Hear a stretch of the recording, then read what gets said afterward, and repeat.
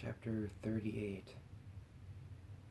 At that time, Judah left his brothers and went down to stay with a man of Adullam named Hira. There, Judah met the daughter of a Canaanite man named Shua. He married her and made love to her. She became pregnant and gave birth to a son who was named She conceived again and gave birth to a son and named him Onan. She gave birth to still another son and named him Shelah. It was at Kezib that she gave birth to him. Judah got a wife for his firstborn, and her name was Tamar.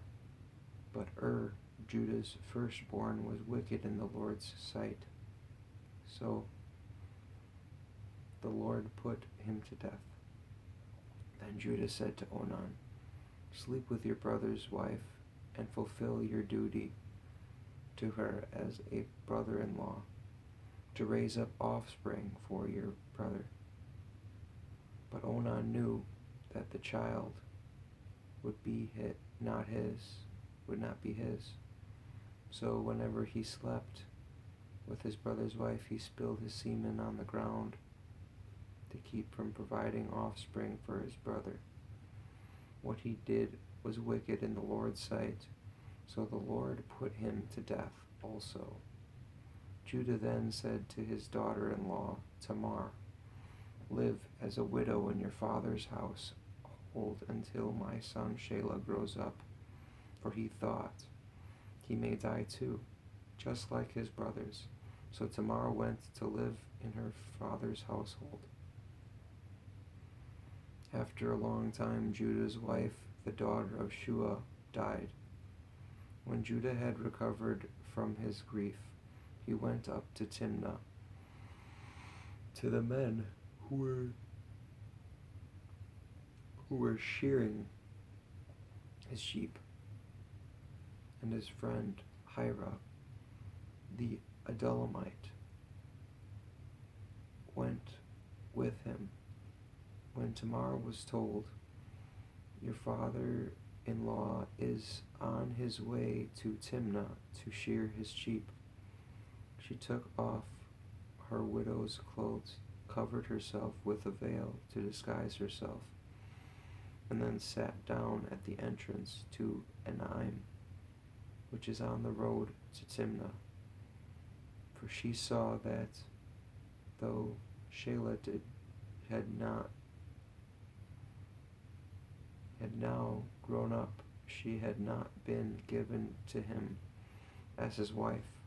When Judah saw her, he thought she was a prostitute, for she had covered her face, not realizing that she was his daughter-in-law.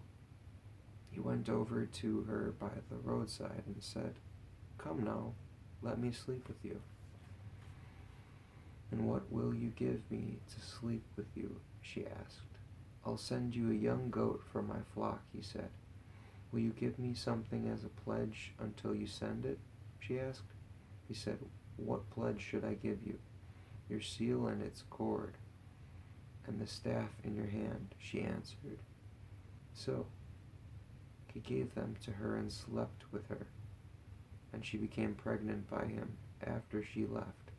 She took off her veil and put on her widow's clothes again. Meanwhile, Judah sent the young goat by his friend the Adullamite in order to get his pledge back from the woman, but he did not find her. He asked the men who lived there, "Where is the shrine prostitute who was beside the road at Enaim?" "There hasn't been any shrine prostitute here," they said. So he went back to Judah and said, "I didn't find her." Besides, the men who lived there said, "There hasn't been any shrine prostitute here." Then Judah said, "Let her keep what she has, or we will become a laughingstock after all. I did send her this young goat, but you didn't find her." About 3 months later, Judah was told, "Your daughter-in-law Tamar is guilty of prostitution, and as a result, she is now pregnant." Judah said, "Bring her out and have her burned to death." As she was being brought out, she sent a message to her father-in-law. "I am pregnant by the man who owns these," she said. And she added, "See if you recognize whose seal and cord and staff these are." Judah recognized them and said, "She is more righteous than I, since I wouldn't give her to my son Shelah." And he did not sleep with her again. When the time came for her to give birth, there were twin boys in her womb, and she was giving birth. One of them put out his hand, so the midwife took a scarlet thread and tied it on his wrist and said, "This one came out first." But when he drew back his hand, his brother came out, and she said, "So this is how you have broken out." And he was named Perez. Then his brother, who had the scarlet thread on his wrist, came out, and he was named Zerah.